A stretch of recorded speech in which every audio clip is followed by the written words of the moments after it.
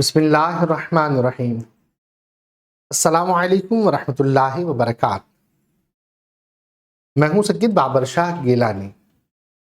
میں اپنے چینل شاذلی جواہر پر اپنے تمام محبین، معتقدین، متوسلین و مریدین کو خوش آمدید کہتا ہوں۔ آج میں آپ کو قرآن پاک کی وہ 5 صورتیں تعلیم کروں گا جو طریقہ رہا ہے صوفیاء کا، جو ہم نے اپنے بزرگوں کو دیکھا کہ وہ ہر نماز کے بعد ایک سورت کی تلاوت کیا کرتے، اور اللہ تبارک و تعالیٰ کا یہ جو پاک کلام ہے اس میں ہر مسئلے کا حل موجود ہے۔ جب وہ 5 نمازوں میں ایک ترتیب کے ساتھ پاک کلام کو پڑھا کرتے تھے تو قرآن مجید ان کے لیے کافی ہوا کرتا تھا۔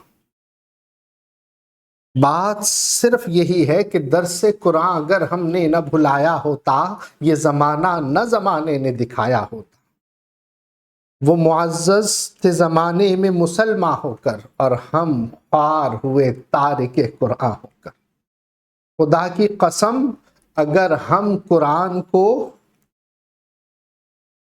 اپنے سینے سے لگا کر رکھیں تو واللہ دنیا بھی اچھی ہو جائے، آخرت بھی اچھی ہو جائے، اور ان 5 صورتوں میں دنیا اور آخرت کے ہر مسئلے کا حل ہے۔ حضرت ابن عباس رضی اللہ تعالی عنہ فرماتے ہیں کہ میری اگر اونٹ کی رسی بھی گم جائے تو میں قرآن سے تلاش کروں۔ تو قرآن پڑھنے کی عادت بنا لیجئے، واللہ آپ کو ڈاکٹروں کی ضرورت نہیں پڑے گی، آپ کو طبیبوں کی ضرورت نہیں پڑے گی، آپ کو عاملین کی ضرورت نہیں پڑے گی، آپ کو تعویذات کی ضرورت نہیں پڑ رہی ہوگی۔ کیوں؟ کہ قرآن پاک ہمارے لیے کافی ہے۔ میں نے بزرگوں کو یہ بھی دیکھا کہ جب کوئی بیمار ہوا کرتا تھا اس کے قریب قرآن لے جا کر اس کے ورق اس طرح سے ورق پلٹتے کہ بیمار کو اس کی ہوا لگے، بتاتے کہ قرآن کی ہوا بھی شافی ہے۔ ایک بزرگ نے مجھے بتایا کہ جب بھی کوئی اگر بیمار ہو تو اس کے قریب لے جا کر قرآن کے صفحے ادب کے ساتھ اس طریقے سے پلٹے جائیں کہ اس کو ہوا لگے تو اس سے سخت بخار ختم ہو جاتا ہے۔ تو خیر، قرآن مجید میں ہر چیز کا حل موجود ہے۔ بزرگان دین کا وہ طریقہ جو ہم نے بزرگان دین سے سیکھا ہے وہ آپ کے سامنے بیان کرتا ہوں کہ بزرگان دین نماز فجر کے بعد سورہ یاسین کی تلاوت کیا کرتے تھے۔ سورہ یاسین کی برکات تو سبحان اللہ، بزرگان دین یہ فرماتے ہیں کہ یہ وہ سورت ہے جو قرآن کا دل بھی ہے، اس میں ہر مسئلے کا حل بھی ہے، یہ مکمل روحانیت بھی ہے، اور فرماتے ہیں کہ اگر سورہ یاسین یقین کامل کے ساتھ پہاڑ کے سامنے پڑھی جائے تو پہاڑ اپنی جگہ چھوڑ دے۔ تو سورہ یاسین کو اگر دن کی ابتدا میں پڑھا جائے تو بزرگان دین فرماتے ہیں کہ اس کا فائدہ یہ ہوتا ہے کہ دن بھر میں ہماری جتنی بھی حاجات ہیں، جتنی بھی ضرورتیں ہیں، اللہ تبارک و تعالی وہ اپنے ذمہ کرم پر لے لیتا ہے۔ اللہ کے فضل سے ہماری ہر حاجت پورے دن کی اللہ کے ذمہ ہوتی ہے، اور اللہ تبارک و تعالی کا فضل ہمیں گھیر لیتا ہے۔ کتنا پیارا طریقہ کہ دن کی ابتدا سورہ یاسین سے کی جائے۔ اس کے بعد ظہر کی نماز کے بعد بزرگان دین سورہ فتح کی تلاوت کیا کرتے، اور بزرگوں سے ہم نے سنا کہ جو سورہ فتح کو ظہر کے بعد پڑھتا ہے وہ جب تک حج اور عمرہ نہیں کرے گا اس کو موت نہیں آئے گی۔ اللہ اکبر۔ کہاں کی دولت، کہاں کا منصب، قسم خدا کی یہ ہے حقیقت، جنہیں بلایا ہے مصطفیٰ نے وہی مدینے کو جا رہے ہیں صلی اللہ علیہ وسلم۔ یہاں دولت، یہاں شہرت، یہاں منصب کچھ کام نہیں آتا، اللہ کا فضل کام آتا ہے، محبوب صلی اللہ تعالی علیہ وسلم کی جانب سے بلاوا کام آتا ہے۔ تو اگر کسی کو مدینے کی حاضری کرنی ہے، اسے چاہیے کہ وہ سورہ فتح کی تلاوت کیا کرے۔ کہ بزرگان دین فرماتے ہیں نا، اس کے طفیل حج بھی خدا نے کرا دیے، اصل مراد حاضری اس پاک در کی ہے۔ تو اس پاک در کی برکت سے اللہ تبارک و تعالی ہمیں حج بھی کروائے گا، عمرہ بھی کروائے گا۔ اللہ تبارک و تعالی ہمیں بار بار اس پاک در کی با ادب حاضری نصیب فرمائے۔ بزرگان دین عصر کی نماز کے بعد سورہ نبا کی تلاوت کیا کرتے تھے، یہ 30ویں پارے میں ہے۔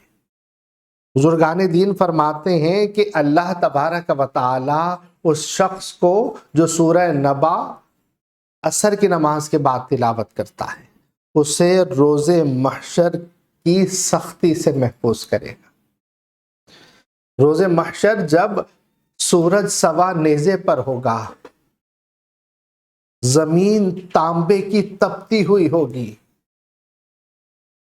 ہر کوئی نفسا نفسی کے عالم میں ہوگا، ایسی سختی والے دن اللہ تبارک و تعالی اس کو امن عطا فرمائے گا، حفاظت عطا فرمائے گا۔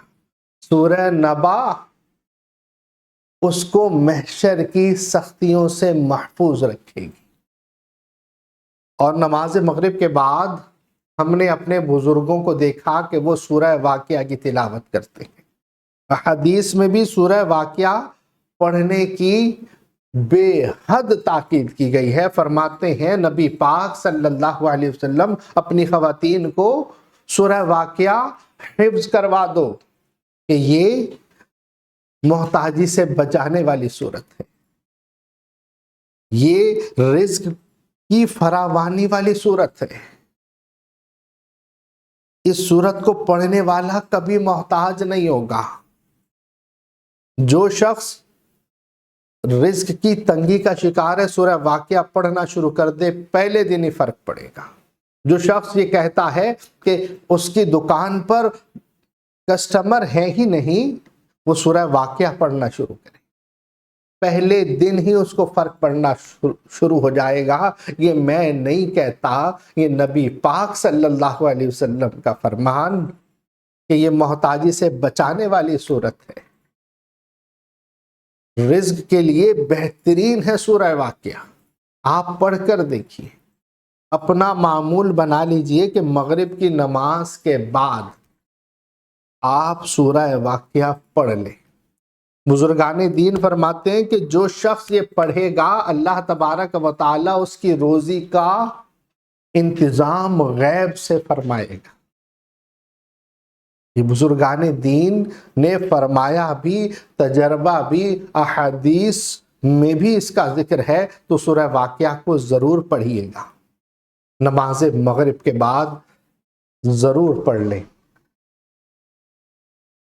کیونکہ یہ صوفیہ کا طریقہ رہا ہے کہ وہ مغرب کی نماز کے بعد پڑھا کرتے، تو بزرگوں کے طریقے میں بھی برکت ہے۔ یہ جو صورتیں میں آپ کو بتا رہا ہوں، یہ کسی اور وقت بھی پڑھ سکتے ہیں، 5-6 صورتیں ایک وقت میں ایک نشست میں بیٹھ کر بھی پڑھ سکتے ہیں، لیکن جو بزرگوں کا طریقہ ہے وہ برکت والا طریقہ ہے۔ اور عشاء کی نماز کے بعد بزرگان دین سورہ ملک کی تلاوت کیا کرتے تھے۔ سورہ ملک کی تلاوت عذاب قبر سے محفوظ رکھتی ہے، قیامت کے دن اس کی شفاعت کرے گی سورہ ملک۔ سورہ ملک کی فضیلت بھی احادیث میں موجود ہے کہ قبر کے عذاب سے بچانے والی صورت ہے، یہ شفاعت کرنے والی صورت ہے۔ تو پانچوں نمازوں میں اگر ہم بزرگوں کا یہ طریقہ اپنا لیں تو ہم کسی کے محتاج نہیں رہیں گے۔ اللہ تبارک و تعالی ہماری رزق کا ذمہ اپنے ذمہ کرم پر لے لے گا۔ آپ کو حج نصیب ہوگا، عمرہ نصیب ہوگا، آپ کو سورہ نبا جیسا کہ بتایا گیا محشر کی سختیوں سے محفوظ رہیں گے۔ دنیا میں سورہ واقعہ پڑھنے والا کسی کا محتاج نہیں ہوتا۔ قبر میں بھی امن سورہ ملک پڑھتے رہیں۔ دنیا و آخرت کے خزانے ہیں ان 5 سورتوں میں۔ انتہائی اختصار کے ساتھ جتنا عرض کر سکا کیا، اگر ان کی تفصیل بیان کی جائے تو اللہ اکبر وقت بہت ہی زیادہ درکار ہوگا، لیکن مختصراً جو میں نے بزرگوں کا طریقہ آپ کے سامنے عرض کیا ہے، اس کی کوئی زکوٰۃ، کوئی پرہیز کچھ بھی نہیں۔ ہاں، پرہیزگاری ضرور رکھا کریں۔ لوگ پرہیز کے بارے میں پوچھتے ہیں کہ پرہیز کیا کرنا ہے۔ اگر ہم پرہیزگاری رکھیں تو بہت ہی روحانیت ہے۔ اگر ہم پرہیزگاری رکھتے ہیں تو ہمارے وظائف میں تاثیر پیدا ہوتی ہے۔ اللہ تبارک و تعالی ہمیں قرآن کی اصل اور قرآن کی اصل روح پر عمل پیرا فرمائے، اور قرآن کو پڑھنے، قرآن کو سمجھنے، قرآن پر عمل کرنے اور قرآن کی تبلیغ کرنے کی توفیق عطا فرمائے۔ آخر میں محبت کا پیغام اپنا اور اپنے پیاروں کا بہت خیال رکھیے گا۔ السلام علیکم ورحمۃ اللہ۔